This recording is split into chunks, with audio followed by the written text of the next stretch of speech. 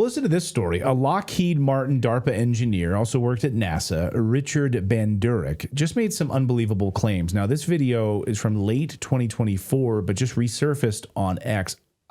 It didn't get like really any attention at all when it first aired, according at least what I saw. Now it's been going viral. So is this guy credible or is he full of shit? Here's his statement that trillions of UFO particles are sort of scattered across Earth, extraterrestrial particles across Earth. They've been studying them for years, he says, and these materials can cloak themselves, they can reassemble themselves, and they can self-destruct themselves. And he says they're intelligent life forms on top of that, not of this Earth. So listen to his audio here of this scientist, Richard Banduric. Watch. Very well. So then you could collect them every once in a while and then try to analyze them. You could do things like split them apart, and they would attempt to find each other or reconfigure. Some of the experiments they did was we took one of those and we put it on a very hot surface of about 3,000 degrees. And what it would do is it cooled the surface around itself. And then when we took the device off and then weighted again, we would find that the mass would be reduced by a certain amount. Did these feel like program materials to you, Richard? Yeah, they were, like I was saying, they're more intelligent materials. Like these subunits probably had computational functionality, right? Because they knew what their neighbors were all about, and they knew they could reprogram themselves to be something different, right? If they needed to change themselves. So these are really curious types of materials. So that's how we could kind of tell they were extraterrestrial, because these things weren't like decades ahead of us. They were probably hundreds of years ahead of us. Hundreds of years ahead of us. Ross Coulthart, a UFO researcher, posted this. Is it extraordinary claims made by scientist Richard Banduric, Lockheed Martin, NASA, EULA, DARPA, about UFO material. So why hasn't Congress called him in as a first-hand witness? He's claiming to have handled highly advanced non-human technology. Well, James Fox is an incredible filmmaker, UFO investigator. You know him from his great documentaries like Moment of Contact and The Phenomenon. His newest documentary called The Program, I highly recommend that you go check it out. You can see it on Amazon Prime, YouTube, and Apple TV, all of those places. And James joins us now. James, great to see you. Welcome back to the show. Thanks so much for having me on. My pleasure. So does this claim align with anything you've heard in your research at all? I mean, we'll talk about maybe his credibility in a second here, but anything you've heard in your research about these sort of like smart dust particles that have intelligent life that are sort of scattered across Earth, from any kind of whistleblowers you've interviewed? You've traveled the world investigating UFOs. Has any of this aligned with what you found? So, I'm definitely on board with the fact that the U.S. government has recovered materials of non-human intelligence or originating from a non-human intelligence. There's no question about that. And it's not just because we've had a couple of high-level intelligence officers testify under oath as to this reality, but it's because of all the field research that I've done that sort of led me to, that sort of parallels my field research, the testimonies given by these intel officers. But I reached out to a couple, and this guy Banduric has got some incredible credentials. I mean, he's, NASA engineer, aerospace engineer, DARPA. I mean, it's incredible. But I think what's really important for all of us to remember is the claims needed to, or the evidence needed to verify the following claims, whether it be we have, Hal Puthoff has said we've got up to 10, possibly a couple of dozen recovered alien spaceships. Huge claim, right? You've got Eric Davis talking about this stuff. You've got obviously, David Grush, Lou Elizondo. I think what we really need to focus on is these are extraordinary claims. And yes, they do. We do need extraordinary evidence.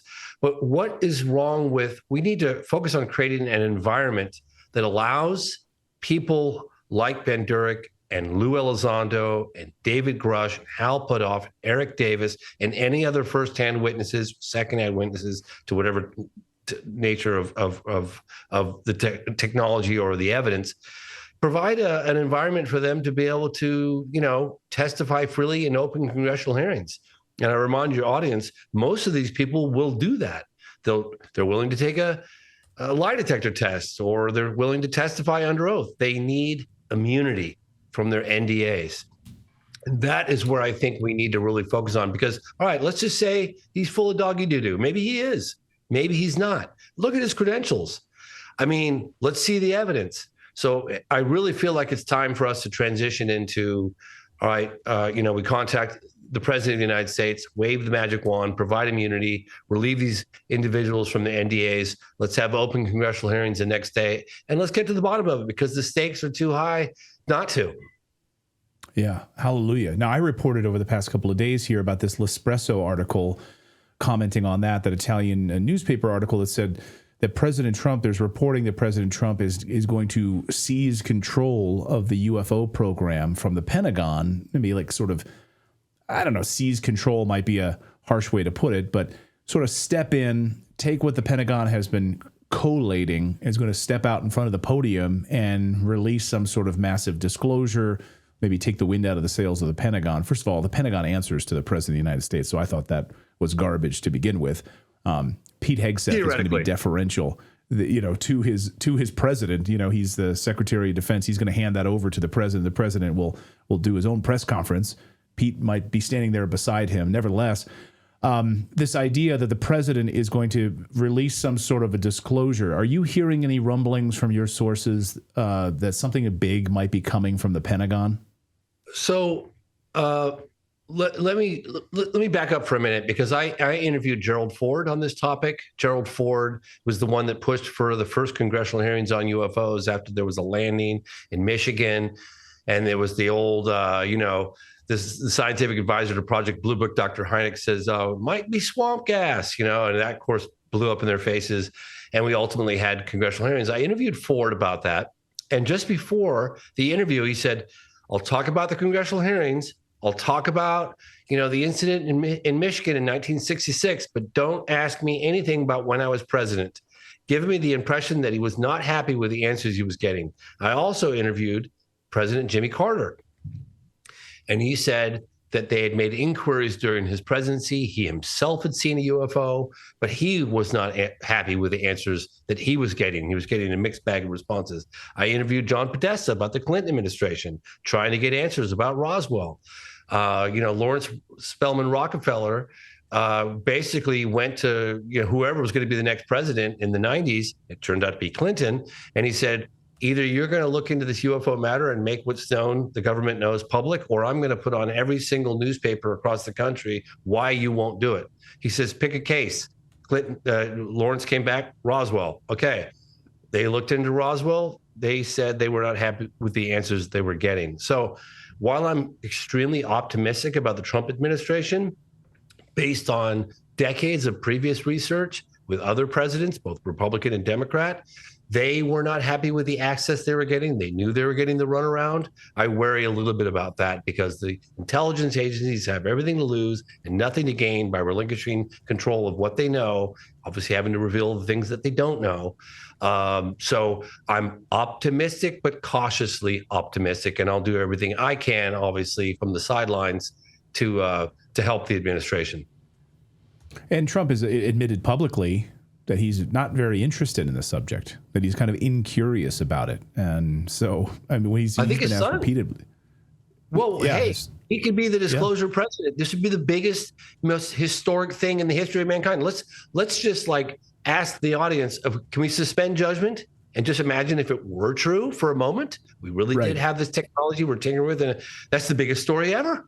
Let's face it. I think it's the biggest story in human history. I personally believe it's the biggest story in human history. I mean, what could be bigger than that, right? I mean, people ask me all the time, why do I continue doing what I do? Why do you do what you do? And I say, it's a good question. Let me answer that question with a question. I say, imagine for a moment if it were true, this recovered materials, we're not alone, definitive data that the government has, how significant of a story would you give that? And everyone goes, oh my God, that's true. It would be the biggest story in the history of mankind. Well, we have people lining up with everything to lose and nothing to gain. Nothing to gain. This is not a career-enhancing move coming forward and making these allegations. We need to provide steps necessary to give these guys immunity, put them Let him testify under oath in open congressional hearings. Release the classified data, needed to verify those claims. We have to do it. There's no other path. Yeah. Let's prove these guys wrong, or let's get to the bottom of this. I 100% agree. James, I'll get you out of here on this question, which is, you saw, you know Jeremy Corbell well, I'm sure, of course, and back in January, he made a claim that he knew a lie was about to be told to all of us. And the lie, he said, was that a giant interstellar craft, we would be told that a giant interstellar craft of unknown origin is heading towards Earth. And over the past 48 hours, that's what's happening. There's a number of publications that have come out saying there's some sort of object heading towards Earth, some sort of large interstellar something. We don't know what we don't know what it is. And he said, here's the lie. So what do you make of this over the past few days? Okay, so I actually have an interview that I did in the mid-90s with Dr. Mitchell, who's the let's say Apollo 14, sixth man to walk the moon, Dr. Edgar Mitchell. And he said to me, James, and this is in the 90s, and I recorded it. This is an interview I did with him. And he said, they're going to stage an alien invasion. I said, what are you talking about? He said, yes, it's going to be a big distraction. They're going to stage an alien invasion. Now, do I believe him, or did I believe him? Probably not. But would it be a huge distraction from what we're dealing with? It sounds to me like it could be. I don't know. But there's been a lot of this disinformation. I'll leave it on this. I'll remind your audience that after we had near landings on the White House lawn 2 consecutive weekends in 1952 in Washington, D.C., we had the Robertson panel in early 1953, January, February 1953. And they looked at the data and they said, it's kind of difficult to deny that the phenomenon is real. There's something definitely going on here. I would try a new approach with the general public, and I would make light of it and ridicule those who claim to have seen it. And that was a policy that stuck, and it stuck, probably the most effective policy on the phenomenon that ever, and we're still dealing with it somewhat today. Less so. So do you believe, like, this idea that they would stage a fake alien invasion? I've been hearing from my sources on this for over a couple of years that they are going to stage a fake alien invasion. And I was told, what's the point of it? I guess my question is, what's the point of it? Is it to make us scared so they can put in some sort of massive technocratic biosurveillance state on us and control us even more deeply than they already are? I really don't know, but quite honestly, I wouldn't put anything past them at this point. I've seen the disinformation going on. As someone who's been in the field, when I've seen countless explanations given by whoever they are, the intelligence agencies or the official positions of the Pentagon or the DOD, and I'm going, oh my God, you got to be kidding me! And the Americans I'm like, people are buying this because they don't know what's going on. They haven't talked to the witnesses. It is incredibly frustrating. So quite honestly, I wouldn't put anything past them. They're certainly desperate at this point. So who knows? We're going to keep the pressure on. Yeah, I agree with you on that. And we're going to do what we can to keep the pressure on these people. James Fox, incredible filmmaker. Go check out his latest documentary called The Program. It's out now. Just watch it on Apple TV. You can watch it on YouTube now, and it's also available on Amazon Prime. So great. And by gosh, if you haven't seen The Phenomenon, go watch that one too. Highly recommend it. James, great to see you as always. Thank you so much. Always a pleasure. Thanks for having me on. Thanks, James.